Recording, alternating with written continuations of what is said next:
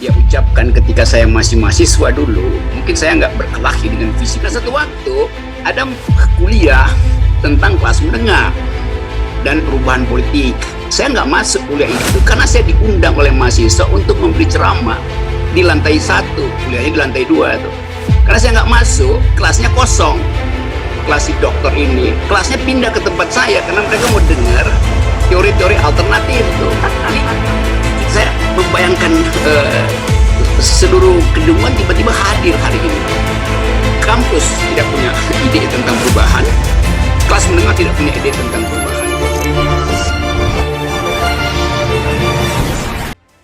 Tadi saya dengar keterangan barusan dari Huria, dan seandainya itu dia ucapkan ketika saya masih mahasiswa dulu, mungkin saya nggak berkelahi dengan visiku. Saya terangkan dulu sebuah peristiwa ya, karena ini ada genealoginya tuh. Satu waktu di tahun-tahun pertengahan 80-an itu beberapa dosen pulang dari luar negeri, dapat PhD, lalu ngajar political economy, comparative politics itu. Saya masih mahasiswa di situ. Lalu mulailah mereka ngajar. Nggak pakai PowerPoint waktu itu, masih pakai whiteboard tuh. Bikin gambar segala macam tentang teori kelas menengah tuh. Saya dengar semuanya. Satu waktu saya bilang, saya nggak beli tema-tema itu tuh. Saya anggap ya itu standar betul tuh, bahwa kelas menengah adalah agen perubahan, bahwa kelas menengah itu adalah stabilisator, bahwa kelas menengah adalah motivator, kelas menengah adalah katalisator segala macam. Waktu itu saya lagi bosan dengan teori-teori modernisasi, terus saya belajar sendiri buku-buku yang diterbitkan oleh New Left Book versi Verso, namanya penerbit Verso. Verso artinya halaman kiri. Dan saya terangkan hal yang sebaliknya tuh, bahwa di dalam kajian akademis ini kan ada Ibu Huria, saya terpaksa ingat lagi apa yang dulu pernah lewat sejenak di kepala saya waktu masih jadi mahasiswa FISIP UI di Rawamangun masih itu. Saya bilang saya belajar tidak itu, karena itu nggak ada gunanya. Terus saya belajar teori-teori misalnya dari class and class consciousness, dari Nikos Poulantzas, dari what did the ruling class does, atau when it rules, kira-kira begitu tuh, dari Ernesto Laclau. Lalu saya baca waktu itu banyak karya dari nih saya mesti ingat ini enak nih karena diingatin tentang masa studi gitu, dari Goran Verbon, The Power of Ideology and the Ideology of Power. Nah, satu waktu ada kuliah tentang kelas menengah dan perubahan politik. Saya nggak masuk kuliah itu karena saya diundang oleh mahasiswa untuk memberi ceramah di lantai 1, kuliahnya di lantai 2 tuh. Karena saya nggak masuk, kelasnya kosong. Kelas si dokter ini, kelasnya pindah ke tempat saya karena mereka mau dengar teori-teori alternatif tuh. Minggu depan saya diomelin sama si dokter ini. Anda mahasiswa tapi sok ngajar. Ini kan kelas saya tuh. Jadi dia merasa tersinggung karena mahasiswanya pindah ke kelas saya. Hal yang sebetulnya biasa aja kan, karena dia nggak bisa nerangin siapa itu Goran Verbon, apa itu Nikos Poulantzas, Ernesto Laclau. Saya kebetulan punya akses lebih cepat memperoleh buku-buku itu. Kalau sekarang dalam 4 menit saya bisa download lewat Kindle. Tapi dulu kira-kira perlu waktu 4-5 minggu untuk dapat buku-buku itu tuh dari luar negeri gitu.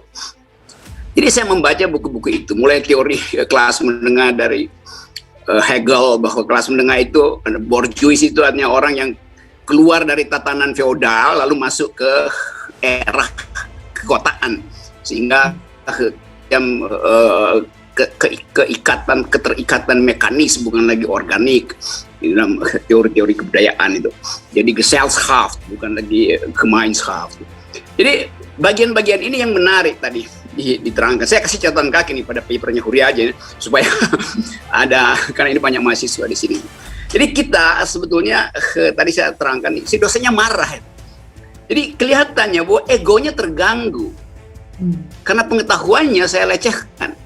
Memang saya lecehkan karena saya anggap dia cuma baca kata pengantar lalu nerang-nerangin. Saya kebetulan punya banyak referensi, jadi saya baca itu dan akhirnya jadi problem. Lalu satu waktu memuncak dan akhirnya saya dari FISIP UI itu. Dan saya bilang saya mau berhenti aja nih. Kenapa? Semua teman saya bingung. Kenapa? Iya, saya anggap saya lebih pintar dari dosen itu. Ngapain saya belajar lagi? Karena dia omel-omelin saya. Tapi itu ada kumpulan. Dan satu waktu ada lagi dokter yang lain, dia lempar paper saya waktu saya bahas tentang Pancasila itu. Ini bukan paper. Padahal kenapa? Karena saya pakai analisa kiri itu. Mulai dari Antonio Gramsci, hal-hal yang dulu orang nggak tahu di situ. Jadi terlihat bahwa bahkan Universitas Indonesia memusuhi pikiran alternatif yang adalah kelas menengah. Itu kan kelas menengah semua dosennya kan. Jadi saya berhenti dari FISIP. Lalu orang bilang, Rocky Gerung DO dari FISIP. Saya bilang enggak, FISIP yang DO dari kurikulum saya tuh. jadi saya mendeokan FISIP UI sebetulnya. Karena nggak mutu waktu itu. Kalau Huria mutu lah sekarang. Karena dia mengulangi sebetulnya dalil yang saya ucapkan itu. Bahwa kelas menengah Indonesia itu dia diasuh oleh oligarki dari awal. Satu, jadi dia sebetulnya lumpen intelektual, lumpen middle class itu, atau crypto middle class dalam semua istilah pejoratifnya itu. Dia diasuh secara kapital, jadi dia tidak mandiri secara kapital, diasuh bahkan menetek pada oligarki. Dia cuma bisa hidup ekonominya kalau ada tetesan dari oligarki melalui aturan negara. Itu satu. Yang kedua, sifat dari kelas menengah Indonesia itu adalah tetap dia feodal. Jadi pikiran-pikiran Hegel, apalagi Marx, bahwa kelas menengah itu sebenarnya pindah dari feodalisme lalu masuk di dalam rasionalitas, nggak terjadi. Selalu balik pada komunalisme itu. Jadi kelas menengah kita itu kelas menengah yang hanya manggung aja untuk diwawancara, tidak untuk menghasilkan perubahan itu. Itu intinya tuh. Jadi sekali lagi coba kita ikuti misalnya beberapa peristiwa belakangan ini bahwa kehidupan politik kita seolah-olah ditentukan oleh parameter pendapatan per kapita karena mau diukurkan itu pada kelas menengah itu. Ini yang saya sebut sebagai angka atau ini kan angka yang mistik. Kenapa harus 6.000 misalnya tuh? Nah, salah seorang yang pertama kali memulai teori ini di FISIP UI juga adalah Yuwono Sudarsono yang pada waktu itu saya anggap konservatif karena menganggap tunggu aja demokrasi memerlukan kelas menengah yang kuat dengan pagu pendapatan 6.000 US dollar itu. Saya anggap ini Pak Yuwono membela rejim apa-apa, menahan perubahan kalau begitu. Sebab kalau tunggu itu artinya 98 nggak terjadi. Jadi waktu terjadi reformasi 98 itu kita nggak di 6.000 tuh GNP per kapita kita kan. Demikian juga di dalam banyak negara lain tuh politik itu berubah bukan karena kelas menengah, tapi karena imperatif etik dari mereka yang merasa tidak adil tuh. Saya masukkan variabel ini, yang tentu nanti surveyor bilang nggak begitu, saudara Rocky cuman bikin analisis. Oh iya. Karena mereka menganggap politik adalah the art of the possible. The art of the possible itu salah satu variabelnya adalah adanya kelas menengah itu. Padahal menurut saya politik itu bukan the art of the possible, tapi the art of attacking the impossible. Itu yang diupayakan oleh anak STM, itu yang diupayakan oleh BEM, segala macam itu. Yang melihat bahwa Indonesia ada di dalam kondisi impossible dan karena itu kita mesti attacking the impossible itu. Jadi energi perubahan datang dari the art of attacking the impossible itu.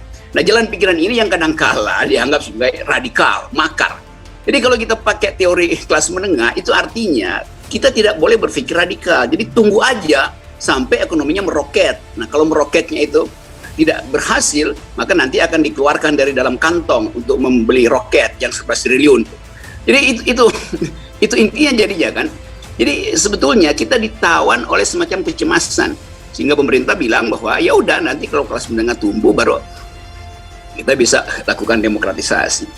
Nah, poin yang mau saya terangkan adalah bahwa Presiden Jokowi dia sudah ada di dalam demokrasi ketika menjadi presiden. Jadi kita bukakan jalan pada beliau untuk jadi presiden. Jadi nggak bisa lagi dibilang bahwa Presiden Jokowi sedang menunggu kelas menengah untuk menghasilkan demokrasi. Loh, dia itu tiba ketika demokrasi sudah ada. Itu intinya tuh. Mardhani Alisera itu ada di Senayan memimpin teman-teman reformasi damai segala macam tuh, gerakan mahasiswa Islam segala macam. Itu sebelum Jokowi datang ke Jakarta. Jadi Jokowi tiba di Jakarta ketika demokrasi sudah ada, sudah sedang in the making gitu. Nah sekarang problemnya apa itu? Problemnya hari-hari ini seluruh peralatan kita untuk menghasilkan demokrasi tidak mungkin lagi diandalkan pada kelas menengah. Kenapa? Karena kelas menengah itu sebetulnya diperlukan untuk mempertahankan demokrasi, bukan untuk memulai demokrasi. Di mana-mana memulai demokrasi itu adalah keresahan masyarakat bawah yang dibaca oleh kelas menengah tuh. Lalu kelas menengah nebeng pada energi kelas bawah tuh. Jadi itu logik dari. Jadi kalau kita bilang apa kelas menengah Indonesia itu kelas bukan kelas menengah tapi kelas yang terengah-engah gitu. Karena berupaya untuk menggait sesuatu tapi nggak bisa-bisa itu. Nah kita ingin menguji apakah betul bahwa kelas menengah ini mampu menghasilkan perubahan. Di dalam banyak hal dia bukan menghasilkan perubahan, tapi dia menunggangi perubahan atau terpaksa harus ikut di dalam perubahan agar supaya ada rekondisi kapitalnya, ada rekondisi feodalnya. Nah ini akibatnya tuh kelas menengah yang tidak selesai diuji di dalam dialektika sejarah, dia akan jadi kelas yang sekedar terengah-engah gitu, nggak tahu mau kemana. Bagaimana itu bisa kita lihat sekarang? Itu yang terjadi waktu kita reformasi.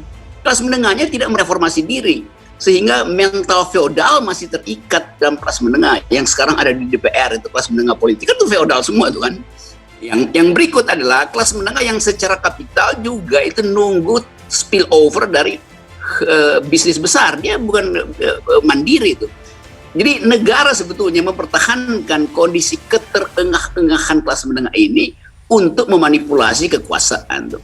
Jadi itu saya kira poin awalnya. Nanti kita perluas kontroversi ini nih. Tentu semua kita menginginkan optimisme itu yang bisa diperiksa inti dari optimisme itu tuh. Tetapi kalau kita andalkan kelas menengah itu sekedar pada kekuatan material, maka tadi saya terangkan bahwa itu tidak akan menghasilkan perubahan karena struktur akumulasi dari kelas menengah itu tidak istilahnya bukan akumulasi primitif itu. Jadi dia dapat akumulasi itu sebagai splatteran dari orang yang di atasnya. Sama seperti UMKM yang seharusnya juga jadi simbol dari perlawanan ekonomi. Nggak mungkin karena UMKM itu harus berbisnis dengan BUMN itu. BUMN juga melakukan akumulasi melalui fasilitas oligarki itu. Jadi kompleksiti itu yang secara wilayah ekonomi itu agak susah. Ada jalan lain yaitu melalui wilayah pikiran itu. Jadi kelas menengah ini kan selalu hanya muncul ketika ada momentum. Dia menjadi monumen ketika ada momentum tuh. Nah kalau momentumnya itu ada, maka begitu dia didorong, dia akan muter sendiri tuh. Kalau nggak ada ya dia akan inersia, hukum inersianya begitu tuh. Dikasih dorongan dia akan self-propelling, kalau nggak diberi dorongan juga dia diam-diam aja sebagai bagian dari establishment itu. Nah kalau kita uji misalnya, potensi kelas menengah ada. Kalau dia diasuh oleh harapan, diasuh dengan harapan, siapa yang mesti mengasuh harapan itu? Ya politik oposisi. Jadi sialnya politik oposisi tidak punya politics of hope. Sehingga kelas menengah juga merasa bahwa kemana kita ingin melabuhkan kepentingan bila tidak ada partai yang jadi port untuk berlabuh. Jadi poin pertama di situ tuh, tidak ada partai oposisi untuk menghasilkan energi dari kelas menengah ini masuk di dalam inersia supaya dia terus menghasilkan gerak perubahan itu. Itu satu poin. Jadi saya coba analisis ya, lembaga politik yang menampung aspirasi kelas menengah itu tidak ada karena selalu dia mesti kelas partai oposisi itu. Yang kedua, sebagai ide perubahan, kan ide perubahan itu kan harus terus-menerus melekat di dalam pikiran kelas menengah. Bahkan ketika tidur pun dia harus bermimpi bahwa besok dia harus lebih baik tuh hidupnya tuh. Berarti Republik harus lebih baik tuh. Nah sekarang celakanya mereka yang seharusnya mengusung dan mengasah ide perubahan itu justru ada di dalam upaya untuk mencari keuntungan dari perpanjangan kekuasaan. Itu yang dilakukan oleh surveyor 3 periode ini kan, yang sebetulnya juga intelektual, yang harusnya menghasilkan harapan perubahan, tetapi dia ingin membetah-betahkan diri di dalam kedunguan bersama dengan elit istana, kan itu yang terjadi kan. Jadi surveyor kita yang kelas menengah sebetulnya juga adalah pemama remah-remah dari oligarki itu nggak bisa berlangsung. Seharusnya kan surveyor itu menerangkan apa yang mesti dilakukan oleh masyarakat. Saya beri contoh, ada ide 3 periode. Lalu surveyor yang adalah intelektual, yunto middle class bilang begini, karena rakyat menghendaki, walaupun baru 40%, maka kita mesti upayakan 3 periode itu berlangsung karena rakyat menghendaki itu. Bayangkan dalil akademisnya, karena rakyat menghendaki maka kita harus mengusung ide 3 periode itu tuh. Dari mana rakyat menghendaki? Dari survei. Oke. Kalau dia punya otak, dia mesti terangkan bahwa rakyat menghendaki 3 periode. Tetapi itu bertentangan dengan demokrasi. Maka dia mesti bikin disclaimer. Kan itu tugas intelektual. Bukan karena rakyat menghendaki lalu dia andalkan itu untuk memperluas survei. Bagaimana kalau saya bikin pertanyaan? Anda sebagai surveyor, saya minta ajukan pertanyaan. Kalau rakyat menganggap Anda dungu, apakah Anda akan meneruskan ide 3 periode itu? Pertanyaannya bukan pada presiden, pada surveyor. Sekarang rakyat bilang Anda dungu. Apa margin of error-nya? 100%? Enggak, 0. Karena memang ide itu adalah ide dungu. Jadi dari awal kan 3 periode ide dungu. Dilihat dari mana? Dilihat dari kepentingan perubahan politik. Dia bilang itu demi demokrasi. Loh, demokrasi menginginkan sirkulasi elit kalau bisa dipercepat supaya terjadi sirkulasi elit. Jadi betul-betul dungu kan? Demokrasi menghendaki perpanjangan kekuasaan. Itu namanya apa namanya itu? Merumuskan dalil secara terbalik. Demokrasi menghendaki percepatan sirkulasi elit, bukan penundaan sirkulasi elit. Jadi logik itu nggak bisa dipahami oleh surveyor yang adalah akademisi UI lagi kan. Jadi betapa tololnya UI itu menghasilkan akademisi junto surveyor yang logika sederhana dia nggak paham. Tapi di atas itu ada yang lebih bodoh lagi, yaitu rektor. Belum pernah ada rektor di seluruh dunia yang menginginkan jabatan menteri itu.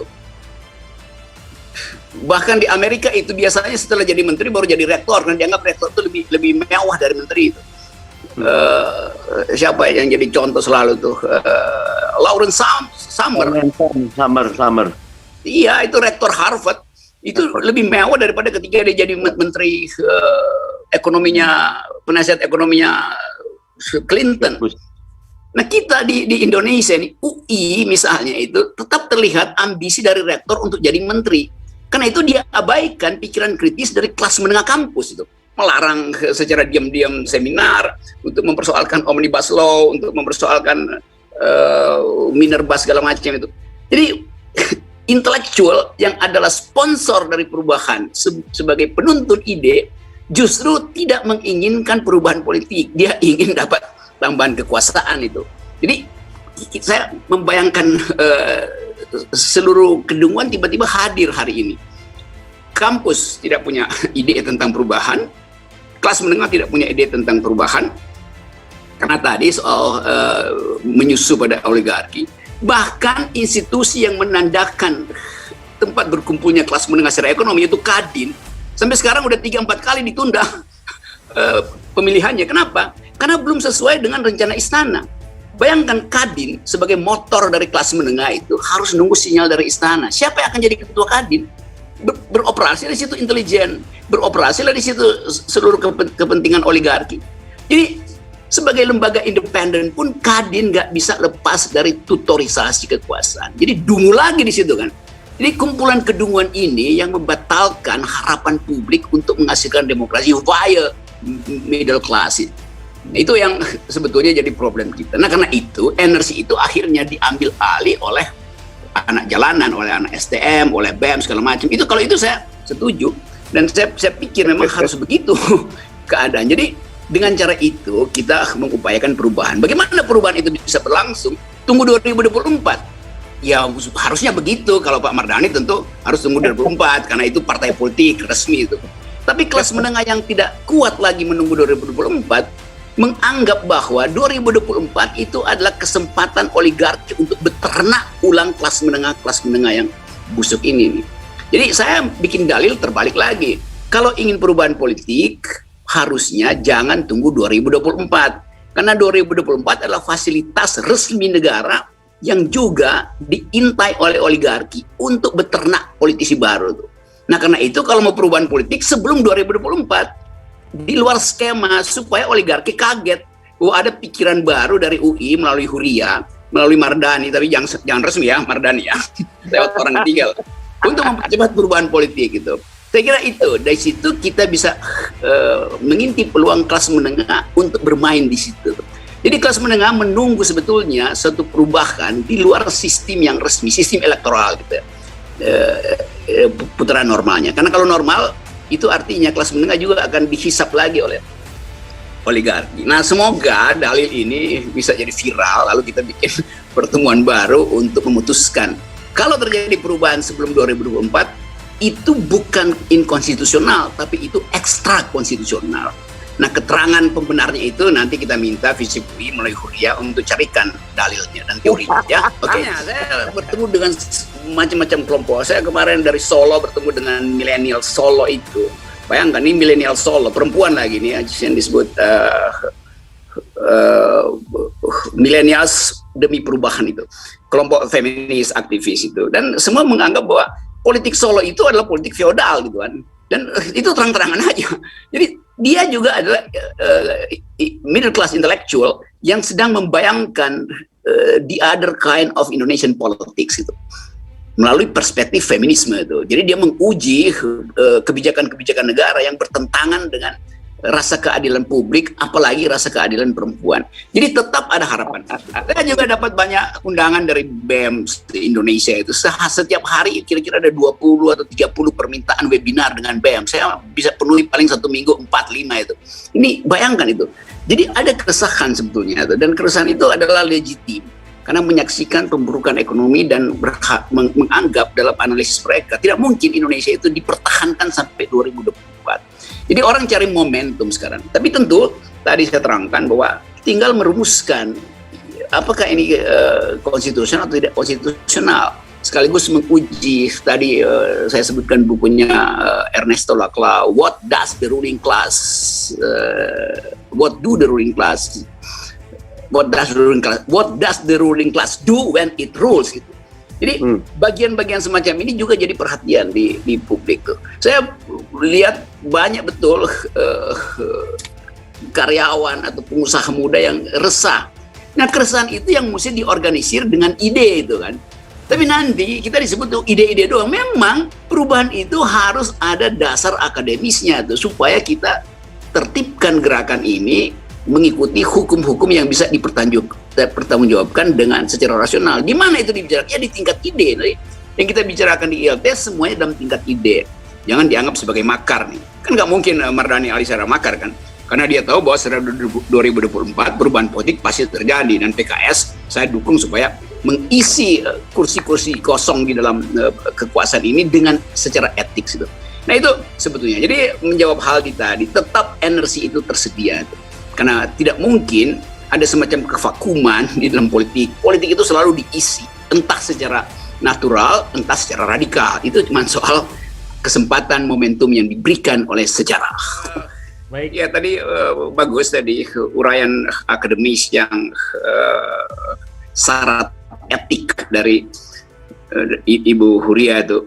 Seharusnya nanti video ini khusus yang diuraikan oleh Ibu Huria tadi, yaitu beda antara demos dan